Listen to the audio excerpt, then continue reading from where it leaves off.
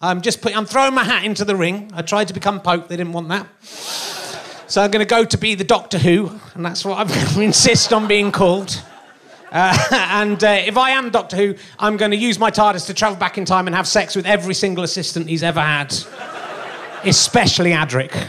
Richard Herring was born July 12, 1967, in Pocklington, East Yorkshire, England, a small market town surrounded by the scenic countryside of northern England. Growing up as the son of a headmaster, Richard experienced an unusual blend of public scrutiny and familial discipline, which he often cites as shaping his curiosity about authority and societal norms. Herring's early fascination with comedy was fueled by British television, notably classics like Monty Python's Flying Circus and the works of comedians like Eric Morecambe and Tommy Cooper. He developed a love for satire, wordplay, and absurdist comedy. But now he's arguably Britain's most underrated comedian. Let's have a look at how he got here. Richard Herring's life and career. But yeah, there's a massive insecurity, and there has to be, because if you... I don't know, there are different types of comedians, because I was talking about this as well. There's very confident comedians, and they're often either the absolute best or the absolute worst. Yes. So the absolute worst open spots just believe they are the best. They go on, they die, they believe they've done amazingly well. They're the best. But they don't even notice they've died. Yeah. After attending the Kings of Wessex School in Somerset, Herring went on to study English at St. Catherine's College, Oxford. Oxford was a transformative experience for him as he delved deeper into his comedic passions and began performing regularly with the Oxford Revue, a comedy group known for producing some of the UK's top comedic talent. It was there he met Stewart Lee, with whom he would go on to form one of British comedy's most distinctive partnerships. The two shared an irreverent humor style, often laced with intellectual undertones, which came to define their later work. Upon graduating, they pursued their comedy ambitions together. They began performing as a duo in the 1990s, naming their act simply Lee and Herring. The pair was soon commissioned by BBC Radio 1 to create Fist of Fun, a radio show that mixed sketches, observational humor, and unconventional storytelling. It was an instant hit and marked Herring and Lee as fresh, rebellious voices in British comedy. Herring's writing showcased his signature wit and knack for exploring life's absurdities, while Lee's dry, deadpan delivery provided a perfect counterpoint. After Fist of Fun gained popularity on the radio, it was adapted into a television show on BBC Two in 1995. The Fist of Fun television series earned a devoted following with its absurd humor and subversive take on everyday life. Fans loved the recurring characters, sketches, and Herring and Lee's dynamic partnership. Herring's portrayal of characters like Mr. Swallow, a childlike, over-enthusiastic schoolteacher, became fan favorites. Their style was edgy for the time, and they embraced themes that challenged social conventions and questioned popular culture. Following Fist of Fun, Herring and Lee created This Morning with Richard Not Judy, a surreal comedy series that ran from 1998 to 99. The show pushed the boundaries of traditional daytime television, offering surreal sketches, satire, and spontaneous banter that appealed to fans of alternative comedy. It built a cult following, but its irreverent tone and sharp humor often proved decisive. Some executives and viewers found the content too offbeat for mainstream BBC audiences, which ultimately led to its cancellation. After the end of the show, Herring and Lee decided to go their separate ways creatively.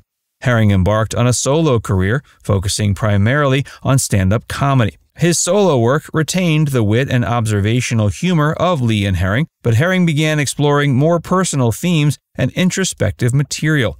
His shows often dealt with controversial topics and examined deeply personal experiences. One of his most notable stand-up shows, Talking Cock, was a humorous yet introspective look at masculinity. Dubbed the male answer to the vagina monologues, Talking Cock tackled men's relationships with their bodies, sexuality, and social expectations. The show was both entertaining and thought-provoking, highlighting Herring's skill in addressing complex issues with humor and insight. Building on the success of Talking Cock, Herring continued to delve into social and philosophical themes in his subsequent shows. His show Christ on a Bike humorously examined religion, atheism, and his own upbringing, offering a critical look at organized faith and the role it plays in society. In Hitler Mustache, Herring explored nationalism and racism by growing a toothbrush-style mustache in an attempt to reclaim it from its association with Hitler. The show provoked both praise and controversy, sparking dialogue about identity, prejudice, and historical memory. In the late 2000s, Herring ventured into podcasting, a medium that allowed him to experiment freely without the constraints of television and radio executives. His first major podcast project was Callings and Heron, co-hosted with writer Andrew Collins. Launched in 2008, the podcast quickly gained popularity for its unfiltered conversational style and candid discussions about current events, pop culture, and personal anecdotes.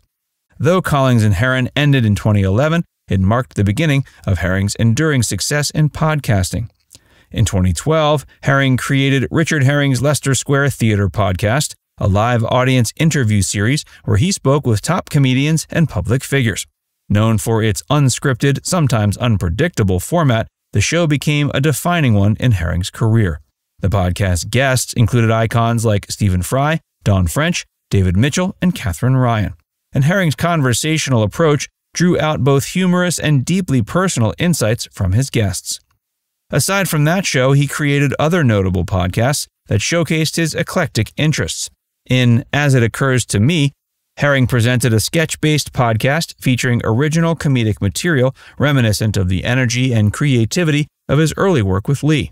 Another notable project, Me One vs. Me Two Snooker, became a cult hit as Herring humorously played solo snooker games against himself, blending absurdist comedy with the mundanity of self-competition. In addition to his work in comedy and podcasting, he's an accomplished writer. His columns for The Guardian and The Independent cover topics ranging from his middle age to social issues, often blending humor with sharp observation. Through his writing, Herring provides insights into his own life and examines broader cultural phenomena, shedding light on the quirks of modern life. He's authored several books. His 2010 memoir, How Not to Grow Up, is a humorous reflection on aging and the difficulties of navigating adulthood without losing one's youthful spirit. The book was well received for its honest and funny take on the realities of growing older. His 2020 book, The Problem with Men, offers a humorous take on International Men's Day, a topic Herring has championed on social media to raise awareness for male mental health. The book addresses issues of masculinity, gender dynamics, and the importance of empathy, highlighting Herring's commitment to using humor as a vehicle for social commentary. His social media presence, especially on Twitter, has been instrumental in expanding his influence. Known for his witty and often irreverent responses to social media trends, he's become a beloved figure online. One of his most notable social media campaigns involves responding to tweets questioning the existence of International Men's Day, humorously educating people while also raising awareness for men's mental health charities. His Twitter-a-thon for International Men's Day has helped raise significant funds for charity. He married comedian and writer Katie Wilkins in 2012, and the couple has 2 children. Fatherhood has influenced his comedy, and he often incorporates humorous anecdotes about family life into his material. His journey from an edgy young comedian to a family man has been a recurring theme in his recent work, reflecting the growth and change he's experienced both personally and professionally. Throughout his career, he has also acted as a mentor to younger comedians, encouraging them to experiment with new formats and embrace digital media. His career exemplifies the evolution of British comedy over the past few decades. While he may not have achieved the same level of mainstream fame as some of his peers, his contributions to comedy have earned him a dedicated fan base and a lasting legacy. Now it's time to hear from you. Do you think Richard Herring is indeed one of the most underrated British comedians? Let us know in the comments section below.